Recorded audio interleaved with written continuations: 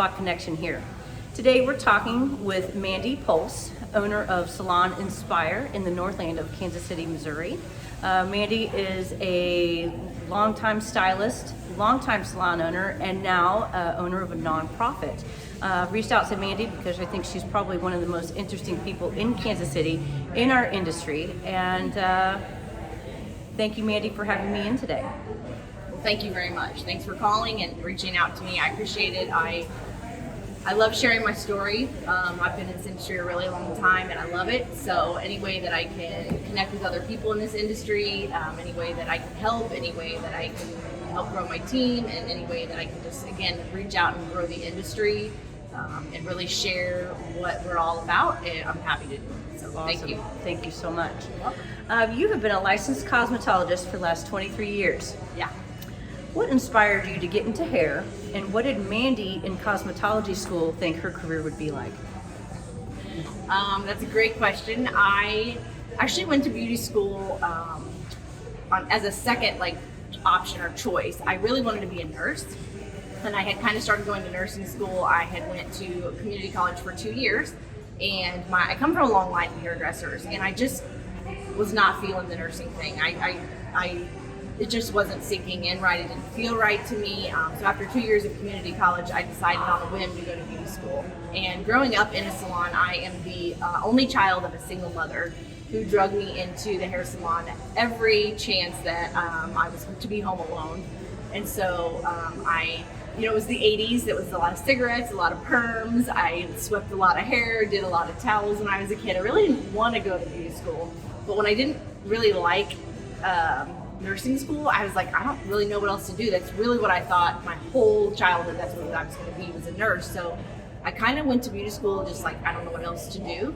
And I really had a hard time in beauty school. I didn't feel like this great connection right away. I went to Paris 2 and Gladstone, and then I moved to Atlanta kind of on a whim, chasing a boy at 19, and that didn't work out either. So then I finished out at the College of Hair Design in Overland Park, and I really started feeling like when I got there, I settled in. And it wasn't anything about the schools in particular I didn't like. It was just, I hadn't really prepared for that, to be a cosmetologist. So I just was learning. I felt comfortable in the salon, but I just was still unsure of where I wanted to be. I was 19. So anyway, when I got out of school though, right away, I think my third day in the salon, I was like, oh, okay, this is it. And I really think what I love the most is people. I just love talking to people. I love meeting people. And when you do hair, that's what you do all day long. And not only do you do your hair, but you get to connect with people, a lot of people. Touch a lot of people, you get to know their life story. And I think that's my favorite thing. And that's truly what I fell in love with. So. I love that. And I feel like that's my story too. I'm not naturally talented. Hair was fun, but it was really just the people and connecting, making them feel good. Yeah. That's what kept me in it, that's for sure. Yeah. Awesome. You own this amazing salon that we're sitting in, Salon Inspire. Tell me about your journey to becoming an owner and how ownership has evolved over the years. So my journey so that's funny, when I was about, 13 years or so into my career, I was dealing with some burnout, some pretty extreme burnout. You've been doing hair any long period of time, you probably felt the same, and I just felt like I needed a change. So I decided to try nursing again. So I enrolled in some courses at the school that I had went to before, and started a chemistry class to catch all my sciences back up to go back to nursing school. I thought, okay, I'm more mature now. Maybe it's the time now. And about 3 weeks into my schooling for nursing, a friend approached me and said, we want to open a salon and we would like for you to be a partner with us. And I was just like, wow, I wish you would come to me a month ago, because I felt right away like that's what I should be doing. I don't know why I didn't think about it, or why maybe it seemed like something I couldn't do or didn't know how to do, because I was really good at doing hair, but I had no idea how to own a salon. So I ended up taking the offer, went and opened a salon with 2 business partners at the time, and I finished that nursing class just in case it didn't work out. But I did 1 class, and then I jumped into salon ownership. So my first salon had 2 business partners, and we were booth rental only, and it was a wonderful experience. I got to know a lot more people. I got to start learning about the business side of owning a salon. The only problem was we just didn't have the same vision for our business, my business partners and I. And so after about 4 years, we decided that it was best to separate and part ways. So with that said, then I grew to open this salon with another business partner, a different business partner. And we opened this salon as booth rental also. And just that's what we knew. And pretty much right away we were full, but we could still see some of the problems with that business model. A lot of problems with, where do we put new guests? How do we handle new guests? Our books were overflowing when people would come to us and we couldn't get in with us. What do we do with them? We learned about the associate program and what that was. And so we decided to kind of learn and see what that was. And we decided after learning that you could really grow a team of people instead of just kind of everybody fending for themselves. You could create great front desk systems, you could create better customer service, things like that with the team. We decided to try it, and so we just have evolved from there.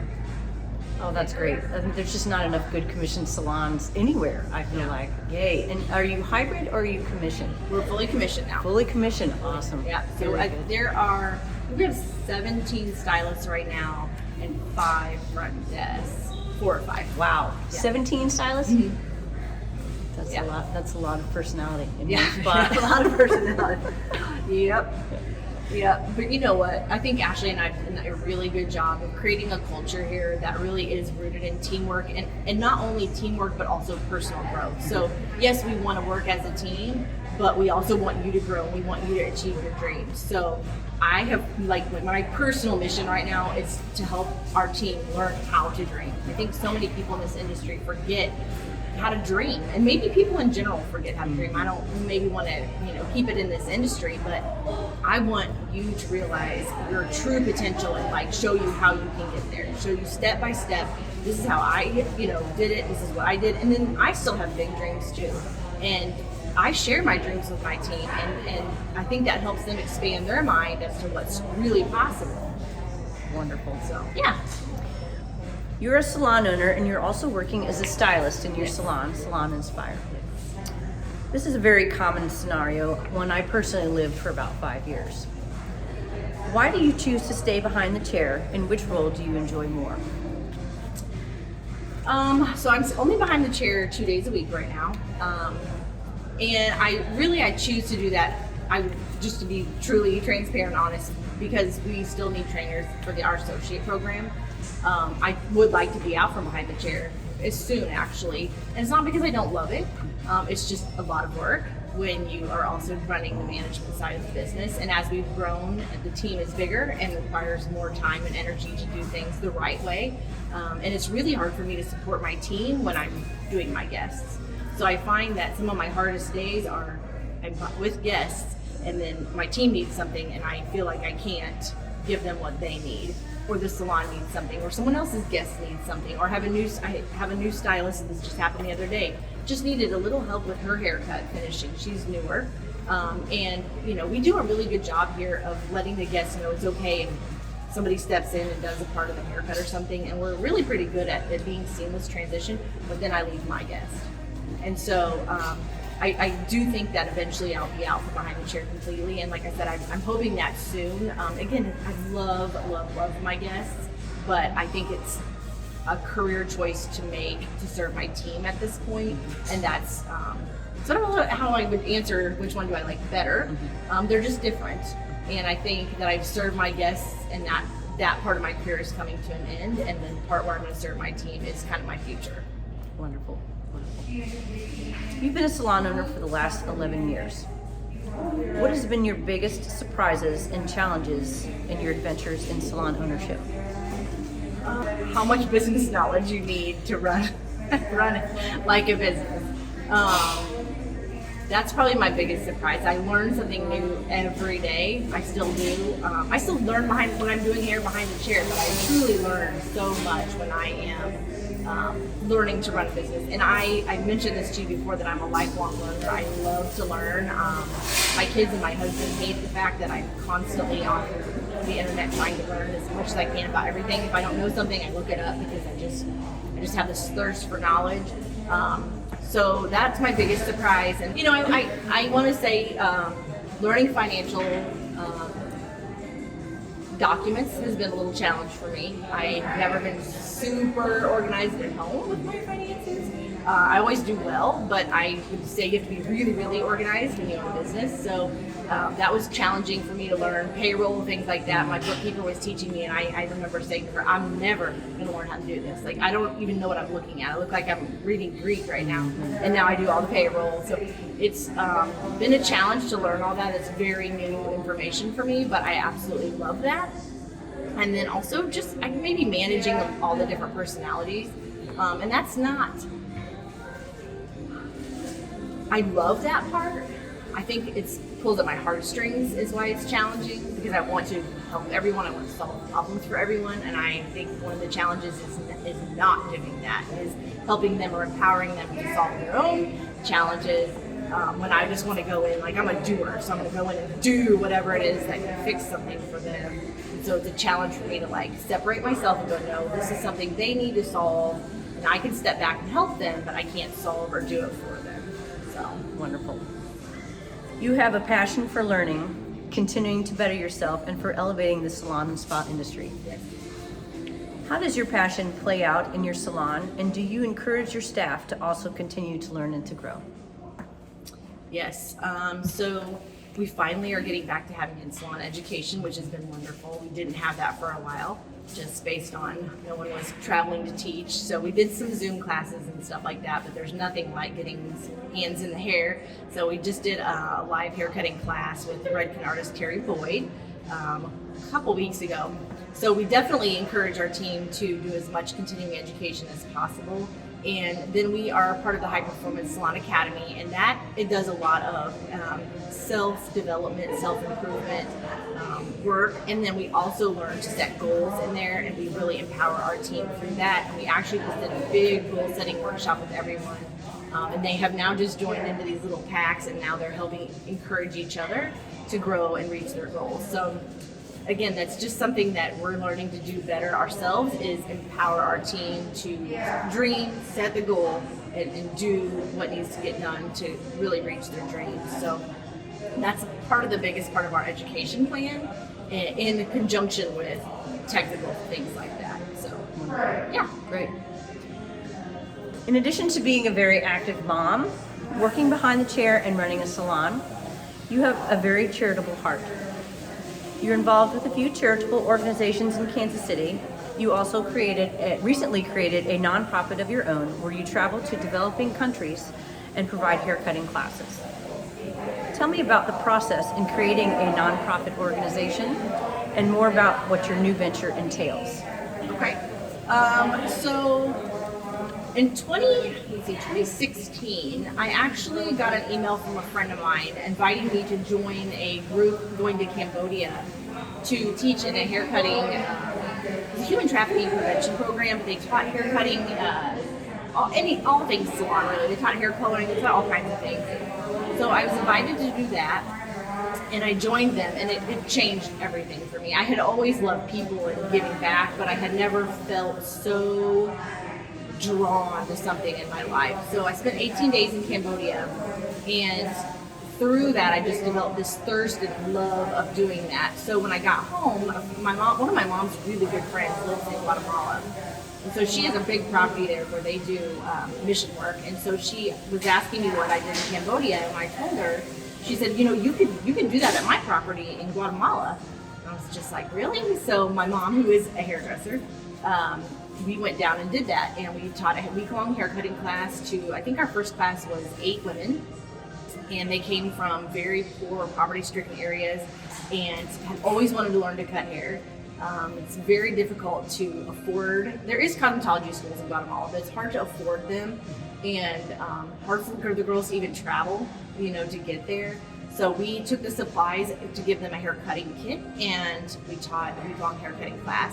And we just really, again, empowered them to go and do something they had dreamed of. And if nothing more than cutting hair in their house, which Guatemala and a lot of developing countries, a lot of their economy is like micro businesses where people sell things out of their house or at the market. And so it's really not uncommon for them to just have a small business in their home. And they had all the tools now and the knowledge.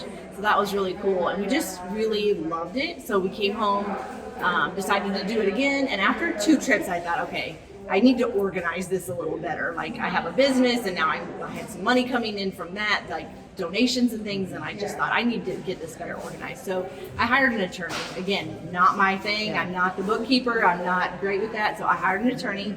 I had walked through the process of starting a small business a couple times, so I knew how to file some of the smaller paperwork, but I did hire an attorney to help me with all the IRS paperwork, and got a nonprofit started. And it took, I don't know, about 5 months maybe.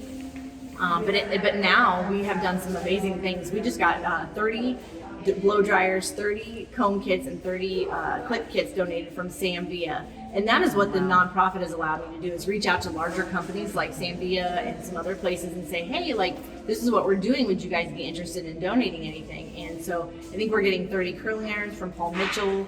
But I have a team of 12 scheduled to go to, this is my biggest team, I'm really excited, to Guatemala in February of 2022. So we have 12 educators and 25 students, and we're going to do a big week-long haircutting class, so we're just starting to gather supplies for that.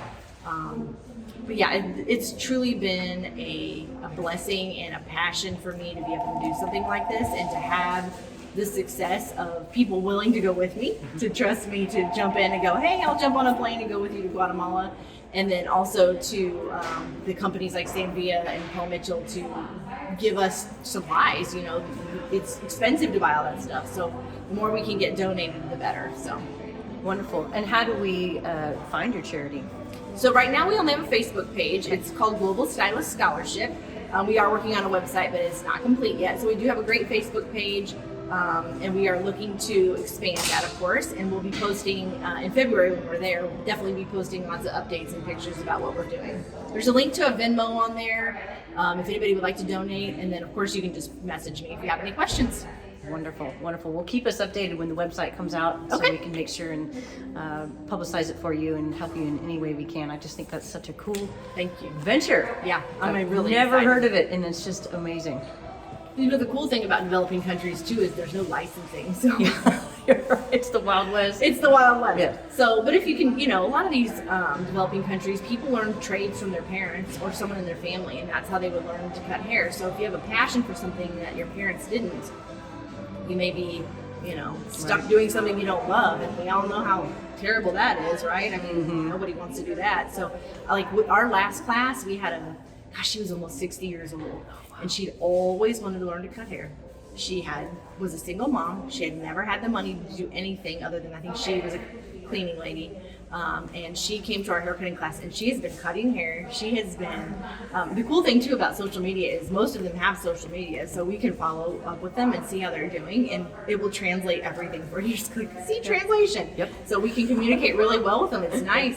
Because they do speak Spanish, so we have to have translators when we're in country, and Facebook has a little see translation button. So that's really cool, because she's been doing, like, one of our students, actually her husband is a pastor, and they do give back events. So it's like, it's so cool because we've taught them, now they go out and do these hair cutting events. They cut hair for free. And then one of them's also been cutting hair in a salon. I mean, it's just really awesome to learn their stories. Wonderful. So. You are truly one of the best salon owners in Kansas City. Oh, thank you. I feel Salon Inspire is a great place to work. Do you have any opportunities for employment? And if so, tell us who fits well with Salon Inspire. Well, thank you very much. That's very kind of you to say that. We just, well, we are, you know, we're hiring. We are always looking for students who fit our culture, for sure. We do have an associate program here, and we love for people to go through it and get to know our systems and our structures a little bit better and see if they're a good fit for us. You know, the right person would need to be authentic. They just really know who they are and what they want to do. And if and kind. I mean, honestly, everyone here is so kind, and if they need a little help with technical skills, that's no problem. We have a team full of people here who are so willing to help. Not only your associate educator, but this whole team is amazing at helping people grow and learn technical skills. They just need to come with an open mind. They need to be able to, again, just be themselves and just have open ears, really, is what I would ask of them. Wonderful. Is there anything else you'd like to talk about today? The only other thing that I mentioned a little bit was just my passion for elevating the way the rest of the world views the salon and spa industry. And I really kind of took that mission and goal from High Performance Salon Academy because it hit me that is what I want. I remember being young and my mom being a hairdresser, my grandpa was a barber, and not that I was ever ashamed of what they did, but when people would say, "What does your mom do?" I'd say, "Oh, she's a hairdresser." And then I felt the same way when I became a hairdresser. What do you do? Well, I'm a hairdresser. And especially as my kids started going to school and I would meet higher level professionals and they'd say, "Oh, what do you do?" I never felt this pride in it, and I don't know why, and I just never liked it. It never sat well with me. And so when I heard this mission to empower or change the way the rest of the world views our industry, it just struck me that I want to be a part of that. I want to do whatever I can.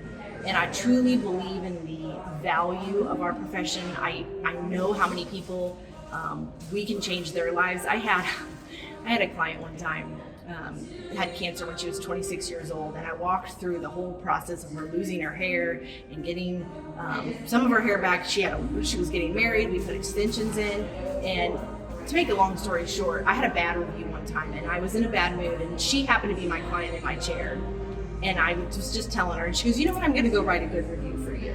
And I thought, well, that's nice. You don't have to do that. I was just kind of venting to her that I was frustrated about this review, but what she wrote, I never realized what you can do for people. I did all that stuff because I love her and I love what I do. But when she put it in words and wrote the actual review and posted it online, it was, I don't want to say shocking, but it was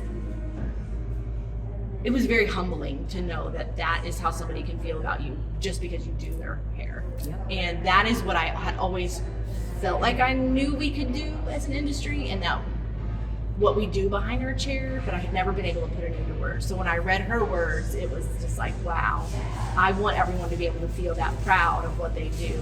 And when they say to somebody, "What do you do?" I want them to be able to say, "I'm a hairdresser." Yep. I want them to be proud of it. Wonderful. And I totally agree. I want to elevate the industry as well, and I feel like the shutdown was helpful, and people sure appreciated us a little bit more. Yeah, that's so true. And I feel like I've impacted lives as far as just behind the chair and listening to people and getting to know them and just hearing them out. Sometimes we're the only one who touch them. We're the only ones who are hearing them. Yeah. And we do, I think, have an impact on individuals, but as a whole, yes, I would like to see our industry elevated as well. Wonderful. Awesome. Thank you so much, You're Mandy. welcome. It was Thank so you good so to meet much. you and talk with you. Yes. And thank you for having me in. You're so welcome. Salon looks beautiful. It Thank smells you. good. Oh, thank you. Busy. Yeah, I know. It's a Monday and we're kind of busy. Right? It's Monday, right? Mm-hmm. Oh, you're open on Mondays. Wonderful. Yes. Yep. Yeah, we're open every other Sunday too. Wow. And that all started because of the shutdown. So many things changed with the shutdown that we were able to kind of say, let's expand those hours and see what happens, and give our team an opportunity if they want to have a Tuesday off, but they want to work a Sunday instead. Some of our girls will take every other Saturday off and every other Sunday, so that then they have a Saturday off, but they will still work a weekend. So it's really kind of nice. That's nice. It sounds like you are really willing to work with people's schedules.